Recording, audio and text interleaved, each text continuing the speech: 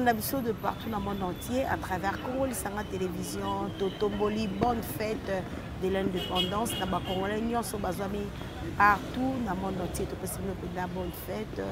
Tout possible de là, tout possible de matali politique dans mon mboka. Jeffer Mikwete. Wazali moko ya bapandisa lokola ngai na epeza tokosala analyse sur la situation ya mboka na biso Congo lolenge nini Congo penda ekotambola to débattre na ye sur ma sujet d'actualité ona kitja kopesa mbote na invité na lelo papa Jeffer mbote maman jeune Jopa mbote na ba nyonso bazolanda biso na Congo Lisanga Télévision. Et on a profité de cette occasion pour nous représenter, pour souhaiter d'ailleurs ma bonne fête d'indépendance, 61 ans d'indépendance aujourd'hui.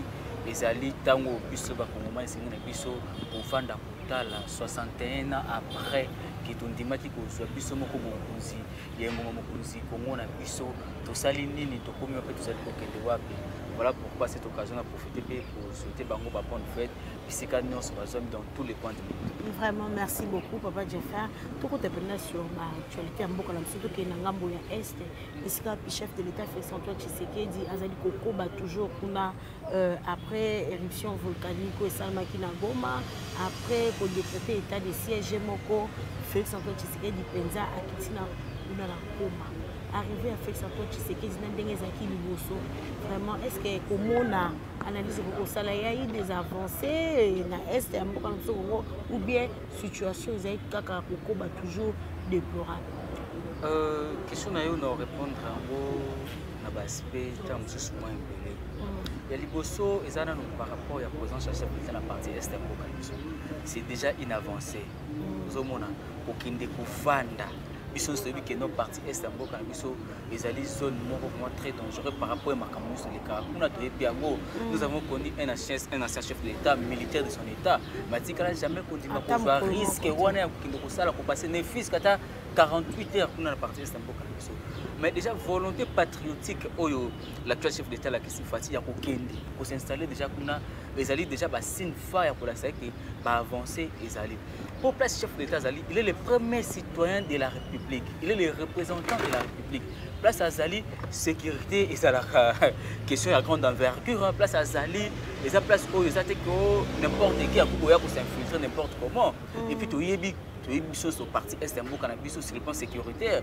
Et ça zone où ils appellent ça passoire. Il y a une infiltration sur la rebelle rwandais. Alors, au fond d'anaïe, on a déjà pour nous.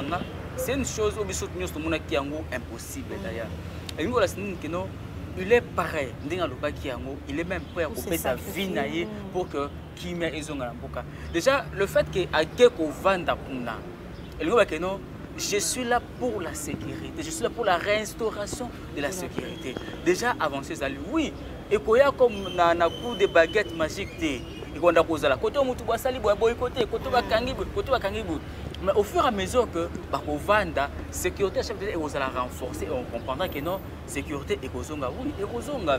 Mais il faut que la guerre est partie est un beau cannabis, ce n'est pas une guerre militaire, c'est une guerre politique. Quand on dit une guerre politique, ils ont guerre oyo, ils ont tiré par intérêt et belé et surtout tout est bien gros. La partie est un beau cannabis, ils allaient tout le monde ils allaient poubelle y riche. Voilà, moni partie est un beau cannabis. Nous avons une poubelle à richesse mondiale. Imagine, nous avons plus de 65%. Il y a réserve naturelle dans la partie est un beau cannabis. Au moins que nous sommes une nation tant convoitée. Alors, sécurité, surtout dans la partie est un beau cannabis, les élèves occidentaux, dans les pays environnants, comme cadeau. Nous avons toujours la partie est un beau cannabis, insécurité zalaka, pour pour tirer profit. Quand on regarde la question, est-ce qu'il va avancer les alliés? Oui, il va avancer les alliés. Si un chef d'État qui installé, qui j'ai non, pour qui j'ai pour vision et se matérialiser, il faut renforcer la sécurité. Moi, j'ai bandeko na biso ya Goma basengi biso te ko bapesa bango lipa basengi bango bilamba te basengi te ko te bo bilamba non bango basengi kaka kimia. C'est le souci majeur du chef de l'État. Fatia comprendre que non peuple à est bazana bango na posa te ko na pesa bango bilamba po peuple à est wana andimake état de droit et simbi pour que le peuple est le peuple d'abord est simbi. Il faut récupérer, retrouver sécurité. Pour moi, je ne sais pas si vous avez lipa na place ya kimaki olia musuni na place ozolia mozoto ata mupandi oyo. Mandat chef de l'État est ko simba soki kaka population ya partie est ya mboka na biso Beni, Ituri, Ouru bango nyonso wana ba retrouver kima. Pour dire quoi? Congo ezaka Kinshasa te.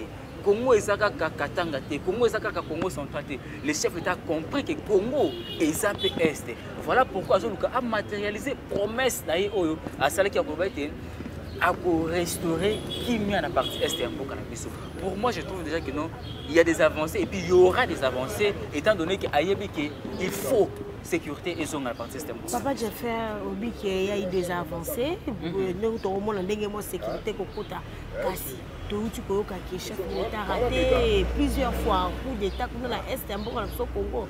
Ming va prophétie pour bimato qui passe à en Afrique du Sud à lobby à comme on a coup d'État que nous avons salé mandat c'est tout ça ma na pays moko ya kati na Afrique sur la bosanité pays moko na kati Afrique à kobanga à kosenga chef de l'État zonga. C'est comme si la sécurité au penda bien ou bien armée na biso ezaka infiltré l'armée est infiltrée. Oui, na makambo ya mboka surtout le plan ezana eloko monté basala cadeau majeur. Nous savons tous que quand on est au Kolobango awa tozana eleko oyo toyoka ba prophétie mboka na biso Congo toyoka ba prophétie spectaculaire ya ndenge na ndenge tomona ba prophète ba pasteur spectaculaire ya ndenge na ndenge. Oui, Fati azali chrétien. Fati a été maloba ya Nzambe ne pesaka lumière. Je pense que prophétie wana oui tokozwa yango même Bible lobi ne prophétie nyonso babwaka katekasi ba examinaka yango tokotala mais prophétie wana pe équipe pour aider service de sécurité à chef de l'État service de renseignement chef de l'État pour que ba renforcer sous davantage prophétie wana pe équipe ko ya en appui équipe ko ya en appui na système chef de l'État a instauré na est ozomona koloba ke azonga oui pour les lingues salema oui mais azali papa jamais pas kotika bana kaka na terre pas bazali ko yeba oluka baboma papa ndako papa otala ngana okima oui mais na otika bana taba kuna ba ba mweke papa azali bakosa pe sabotage bakosa pe sabotage sapota na koza nini bazongeli kokata ndito monaka bakata ta mso zinzeti bakotisi mama na sexe bazali boye bana batikali ebele ba Congo oyo et comme des potoirs orphelins. Orphelins, oh, tu as botami, aïe, pas ta moutna ma coloté, l'eau, on y a tiqué orphelin. Alors, moi, je ne pense pas que le chef de l'État a colocé Kima. Pour ce que Kima a eu danger dans l'Est. Mais tant qu'on dit, c'est un homme spirituel, c'est un chrétien. Je suis sûr que à tout le monde qui peut avoir un toli, n'a pas eu bakambaka sur le plan spirituel. Papa Jeffer, toko baka toujours na même matali est na mboka parce que zali les Cambodgiens ko préoccupé ba congolais nyonso loba ke oza congolais té mais lelo to moni chef de l'État akutani penana homologue rwandais na ye Kagame ba signé ba corps rebellé même matali ba investisseur même matali ba code minier wolo donc est-ce que chef de l'État ko signer d'accord na pays où baza parmi bamboko bako bundisa mboka soko ata ko pays diplomatie jouera rôle très important dans mboka. Merci Motuna nous a béni très riche maman jeune donc merci beaucoup mais il faut que ba été moni mutu abundisa ka bengaka ennemi aza mutu esengeli il faut qu'il y ait des tactiques ou plan de guerre. Maman, nous avons connu un certain capitaine militaire. Paul Kagame a traqué, il a traumatisé pendant 18 ans. Kabila était au pouvoir, mais Kabila n'a pas pu concevoir une stratégie pour contourner Paul Kagame. La France a interviewé Paul Kagame à Salaka, à Krachaka, mais Fatih, stratège qu'il est. Quand on a écrit l'interview, nous tous on s'attendait que Fatih soit aucune de façon pour mais Fatih a compris, il nous a fait comprendre que Bakenda Makamoni Bitumba, ce qui n'a pas Bitumba peut des fois pour perdre un pays. Mais il faut qu'on comprenne. Et là on est ça avec Kagame attaqué pendant 18 ans, mais jusque là il demeure intouchable. Et là on est Kagame Sala attaqué mais jusque là il demeure intouchable. Nous aussi qu'on a tout il y a des komoko il y a PPRD à Sala Kawi. Abi c'est une stratégie il y a haut niveau. Comment expliquer qu'on conclure alliance na mutu oyo azalaki azalaka ennemi potentiel permanent ya mboka na biso. Alors bi soki eza parmi ba stratégie oyo Faty aza nango mpona koluka ta mosusu commettre à nu ba makambo oyo Kagame asalaka abombaka contre na biso oui, mais soki ezali ta mosusu kofavoriser Kagame kodépouiller lisusu biso davantage wana nde kozala mabe. À mon humble avis, na analyse nanga na comprendre que Faty aza mutu moko boye aoyela bino na stratégie diplomatique mais na sima wana azo changer ba donne. Qui s'attendait que les oyo les plus touchés bakoma pe intouchés bakoma pe touchés? Qui s'attendait que bato o bazaki ta mususu on pouvait même ba tout puissant maman lelo o ba mususu ko banga justice. Or jadis il manipulait la justice mais lelo oyo ba combiner siko à la merci à justice. Imaginez qui s'attendait? Yango moninga senga mponda mpoka nini? Oui, ba conseiller na ye ayo kaka ba conseiller parce qu'ils sont payés pour ça. Mais asa la plus sagesse oyo nzamba nzela. Beaucoup kana au conseil. Ba conseiller mususu pe ko ça la paix entourer na sentiment moko boye. Conseil mususu ko ça entourer na kijalelisme moko boye. Il te prodigue un conseil pour au mona ka que non ah yepena alingaka non. Mais Faty doit faire la part des choses. Il faut être à la cas. Accord on a aussi na Kagame sur le plan sécuritaire. Avantage dans nous et la nini parce que jusque là biso ne tous pas victime. Jusque là biso ne Congo ne to perdre bato belé. Donc tant que Faty ko ndima ko sala alliance na mutu obiso ne que non azali Congo azali ennemi na biso c'est ko comme ko se voiler fasté. Alors il doit utiliser des stratégies oyo et kozala en retour bénéfique pour na biso. Accord one il faut ça redevable au contraire pour na biso que pour na Kagame. Bato musu babi que non il faut to yeba ba accord minier ni ba signer pour code minier biso il faut biso to ça parti ebelé oui. Paul Kagame actuellement azana ba usine raffinerie ebelé. Paul Kagame ko profiter nango. C'est ça. Paul Kagame azana ba raffinerie ya ba cobalt. Or Rwanda azana ba cobalt. Paul Kagame a raffinaka ba cuivre azwaka ngo wapi. Siko pona ko yeba ngo. Qu'est-ce que Faty a fait? To kutana to solo là. Et puis akuta ne wapi kana zone oyaka ayaka ko traumatiser. To kutana to solo là. To solo li. Faty a yebit. Asa pena batut atali bon. Point oyo. A to moni eza bo non non. Pour la biso est adoptable. Bah adopter ngo. Point oyo non. To tika ngo en suspense to landela ngo sima. Je ne pense pas que accord one salemi c'est Kagame qui a imposé certaines lois, certains jeux. Non, je ne pense pas. Faty, c'est un homme de terrain. Faty, c'est d'abord un combattant. Faty, avant je suis à Congo. À mon avis, comment c'est Kagame jouer dans les politiciens congolais. Comment c'est Kagame a influent dans la politique africaine. Alors, qu'est-ce que je dois faire? Il faut une stratégie et pour ça que maman tozaka na posa ya kimia. Vraiment c'est ça. Tozana na posa ya kimia. Ce qui va encore wana ndé ko favoriser retour ya paix na est na sécurité zonga na est.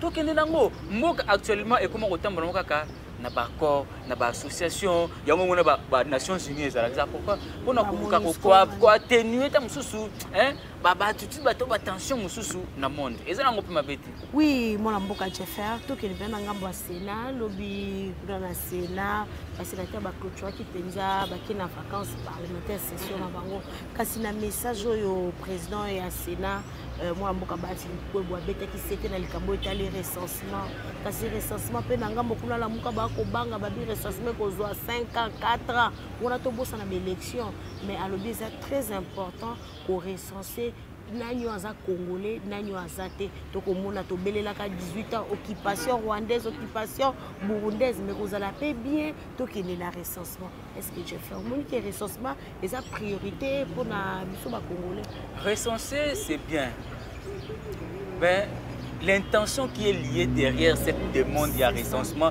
n'est pas à mapper au mona parce que le recensement est bien ils appellent pas voir oyo et ko sunga biso to yeba qui est congolais, qui ne l'est pas. Mais l'intention, au moins la politique, c'est la réunion sont pas battus. La politique est liée toujours avec un intérêt derrière. Il faut dire parce que tant que vous battez, oui, non, infiltration, Zali, on a congolais, on a posé infiltration. Mais est-ce un moment où tu as recensement est prioritaire? Il faut tout aller à vous. recensement et aussi nga biso mbongo ebele tolingi susu te élection ebota ba aussi élection ebota ba Thérèse Kapangala élection ebota ba Matungulu et tolingi te élection ebota lisusu ba victime non toza na posa élection ezala apaiser ezala ba élection et respecter ba procédure na yango procédure ezali nini recensement mais est-ce que tant autre tikal nango tout ça déjà na to côté de 7e mois to tikal na combien de mois pour aussi ça 2021 ou tout ça nango tant to comme en 2022 est-ce que le budget est déjà réservé pour que tout na mapona pour que tout le monde parce que ndam to na usaba recensement le Congo est vaste Congo ezali continent au monde Congo oyo tout ça superficie à 2 345 000 km². Maman Belgique à Kota tout ça ta Brazza oyo ba pays environné na biso ba Kota combien de fois nous sommes un pays continent donc tant que vous allez proposer le Komoro Boy qui ne le fasse pas avec un intérêt avec une intention politicienne nassima non ils savent bien que surtout qu'il y a une élection ils ont plutôt qu'il y a une recensement mais ici donc il y a une forme mususu ya glissement c'est ça c'est ça l'intérêt politicien glissement on sait ils sont assoiffés du pouvoir bati liko batika ki FCC pour la question ya poste wana ya Sénat wana lelo oyo aina union sacrée ba pesi poste wana koke na recensement ezali bien mais est-ce que ekoza la forme mususu ya glissement on sait comment est ce glissement na tango ya Kabila etangisa ki makela na mboka na biso alors fati so na poste à se laver bon il y a jamais eu des élections parfaites maman. Attends, il y a un recensement, les élections ont été trichées, les élections ont été triquées. Il n'y a jamais eu des élections parfaites dès lors que non, elles sont œuvres humaines. Donc, il y a non,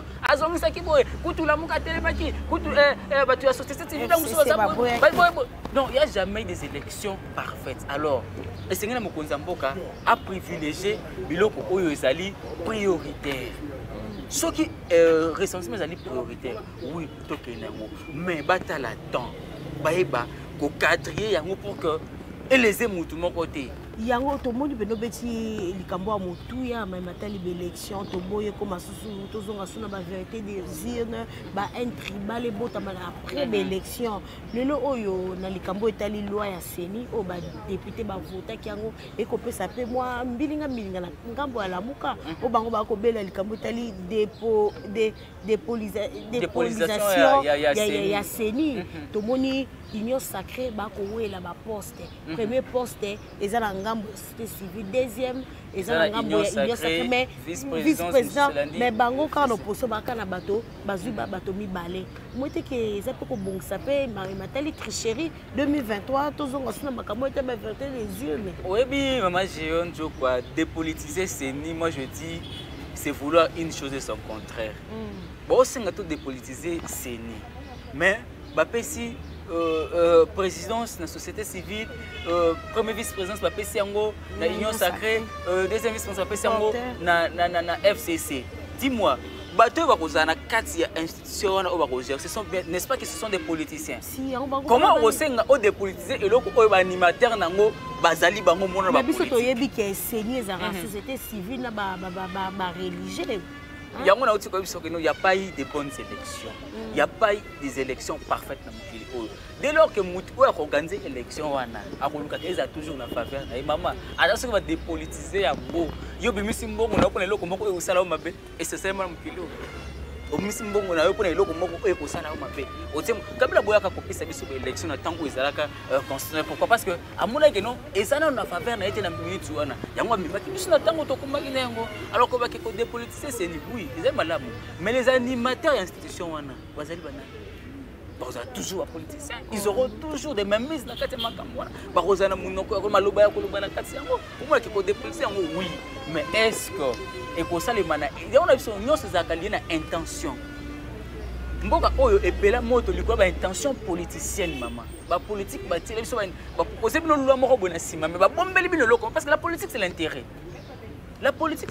maman ce que ça veut que non nzela na babaki ko déposer ngo ezalaki oui es batoué sur ces plaques mettons mususu la muka nga batele maté pour dire que non voilà et bosali partage na biso te retrouver tant déjà ya ba que non ba se retrouver c'est que ni ba o baza ko ba ba politicien ba ba adversaire na bango donc moi que non et osala ka moi passer maman o biso to lingeza nini que non ce qui to kina maponami il faut appeler sa peuple maponami o ekozala crédible Apaisé. Transparence ça apaisé. Apaisé ngo za ka ya monoko te. Tout le monde a tambola na basiloga kaka tende to tambola kala oh révolution de la modernité. Oh ce qui ça les 5 chantiers à mokonza mboka. Non.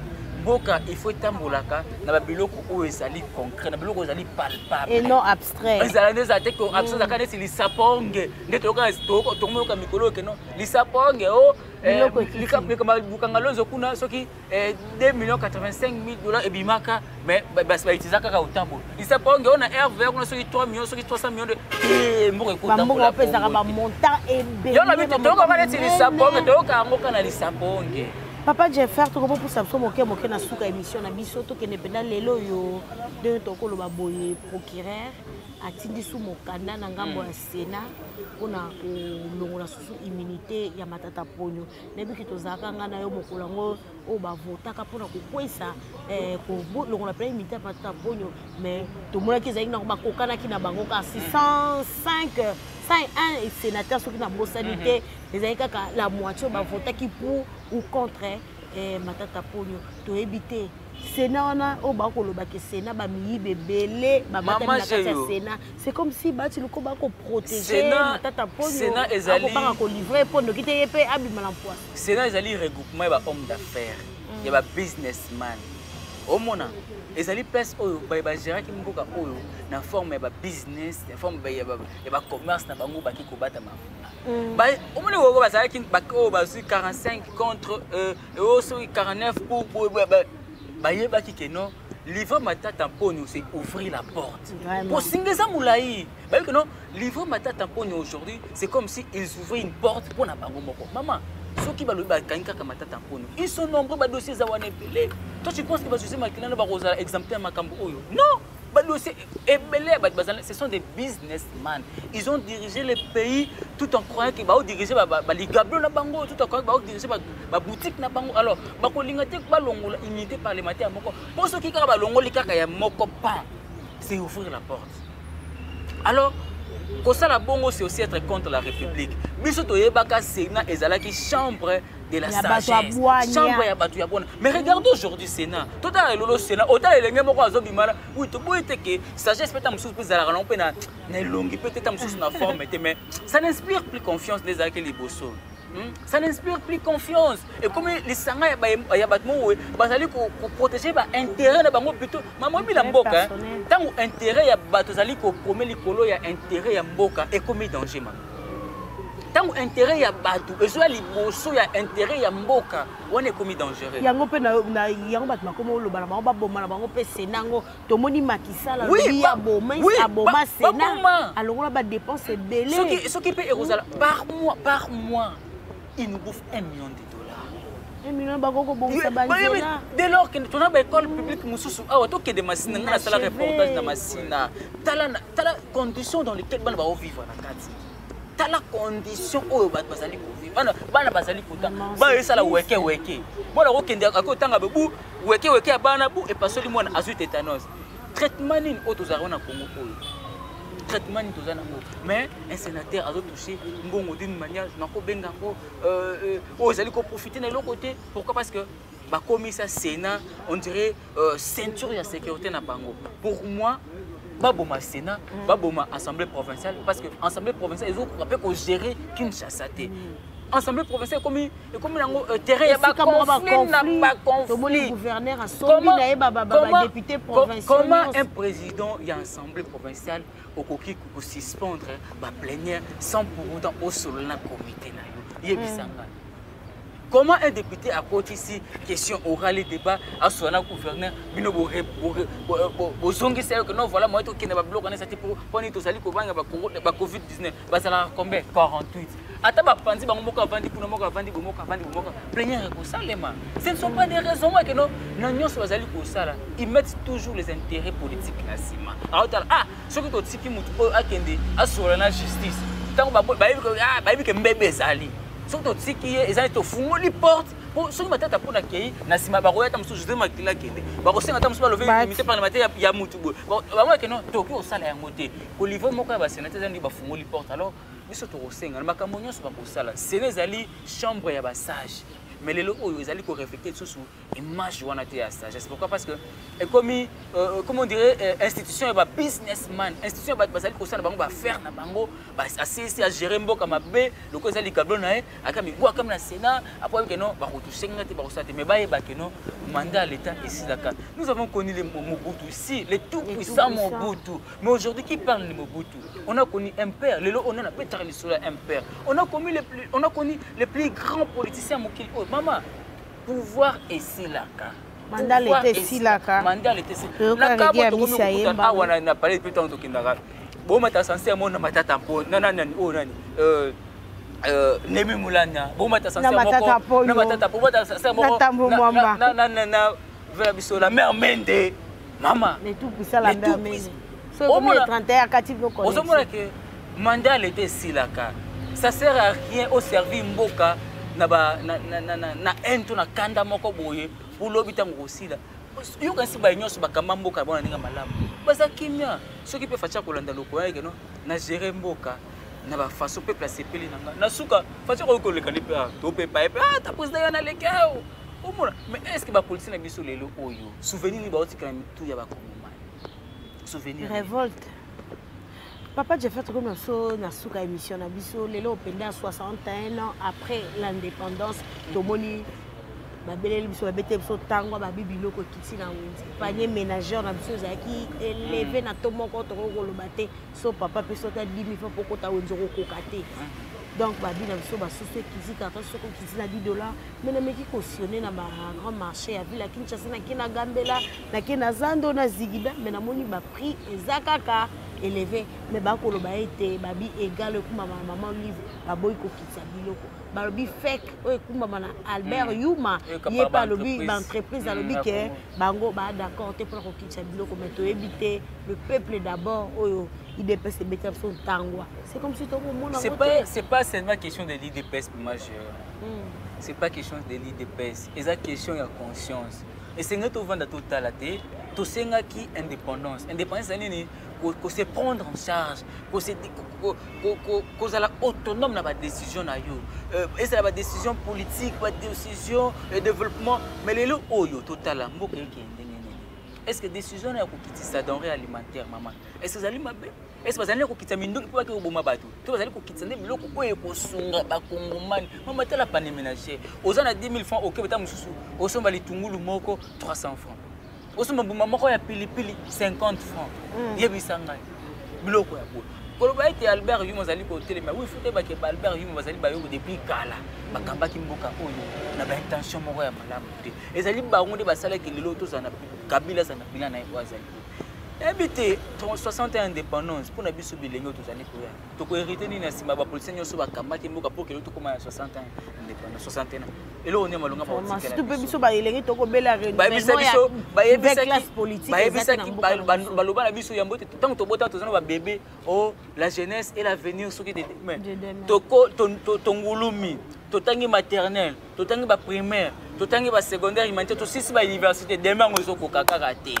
Tous ont des diplômes, des licences, des graduats. Demain, on va te bango kakande bazaka. Tous ont bébé.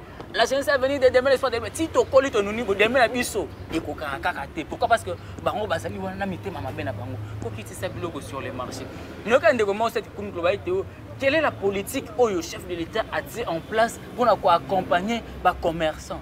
Commerçants ça nzela malamu te. Commerçants ça na courant malonga te. Commerçants ça na transport malonga te pour faciliter marchandise na comme awa. Est-ce que ba tarif bango bimi surtout ba prix bango basengi est-ce que kokisama mais bo solo ngona l'État bo solo ba bazaka pour ko fixer ba prix mususu azali ko ba bongo est-ce bele bango ba futa ba taxe ndenge sengeli est-ce bele bango ba futa ba taxe pendant ndenge sengeli je ne pense même pas on komona je ne pense yango moni il faut pas bomba ba institution mususuana ezali pour servir mboka na eloko te to moni awa pour que askoti ça qui sous l'international pourquoi azali ko télé azwa kaka matanta ponyo mama ezambongo ebele ko ko servir net boy bazali ko moi ba kizete pour ba prona ta mususu mbongo batata pona yibaki yemo kaka te ba entreprise ebele ba yibaki ba ko pe ko zonta mususu basali subvention ba entreprise ebele osani etombola bango égal au bétil soleil égal.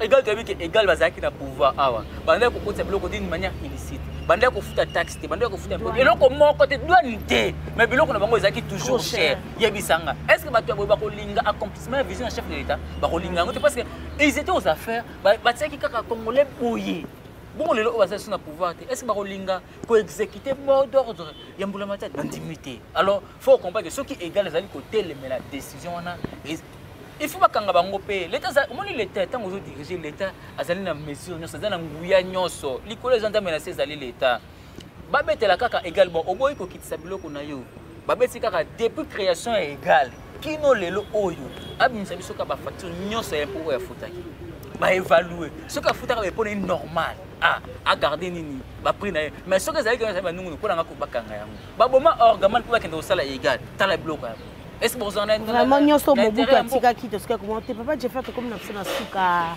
merci vraiment na sepeli ndengo dimi ko yamba invitation na psona mokola lelo message na openda suka ko zanini na bande ko na psona congolais nyoso balandi yo partout na monde entier. Voilà, merci beaucoup maman, j'ai une opportunité de singa ko leka sur na itanga yo et tozala ka ba bébé ba ibisa biso que non la jeunesse est l'avenir de demain. Tongulume aussi makolo tutangi ba kelesi tosilisi kasi demain yango ezali ko kokate pourquoi parce que ba politiciens ba impliquant na kati na biso loko moko ba kijalelisme biso bilenge to telema to renverser système ndenge balumo ba renverser système to renverser système ndenge Mandela ndima ko bipesa 27 ans en prison pour que tanga kopima a renverser système pour ezalaki to soit conscience Congo ezali yanga Congo ezali il faut tout attendre que Congo ezali yanga il faut même stratégie où est ça que mboka nanga se développer aussi que la craba politicien te no ba politicien quand tu as un monopole ya ko diriger mboka to ba politicien tu as un monopole ya ko influencer service non nous sommes tous égaux Congo ezali ya biso nyonso babengaka biso peuple bakomarate que le peuple était biso nyonso za moko na kati ya Congo Congo eza mapele ya biso nyonso voilà pourquoi 60 ans d'indépendance yango ekoki mais singa biso pe ko tala la rétrospective totala to keine ni ba avancer sali oui biso mo to zali ko za ba décision mboka biso mais to sali nini bolingo ezali te pourquoi on est là à servir des partis politiques plutôt à servir la patrie to sacrifier ba parti politique to tika ba parti pambate parti et les kaka mais patrie et tikalaka ezaki bino je ferme côté molobel na bino ozana posa na ngai mokomelinga na WhatsApp plus 243 85 11 34 717 plus 243 85 11 34 717 to olukinga na Facebook na Jeffer Mikwete okomonanga wa bino merci beaucoup Matonzi mingi papa Jeffer maman j'ai oui bon qui sont de partout à travers Congo Lisanga télévision tout ce que Matonzi mingi tout aussi nous toujours beau s'abonner massivement beau aimer beau partager ma vidéo et que ça malamu mingi 61 ans après indépendance na biso to uti photo ça penda examen de conscience to uti wapi to zali wapi pe to zo kende wapi vraiment nzamba batela Congo na biso to linga ngo mingi merci penda na Génion Mboyi wasunga ki biso kuna na sima caméra merci na JBB papa social depuis États-Unis c'est les Tunga de Lausanne mon vieux Victor Capessa depuis Allemagne un tonton de caractère mon vieux David Olito na peso bambote mingi ngamno sokiza mazongi te tokutani na mikoza koya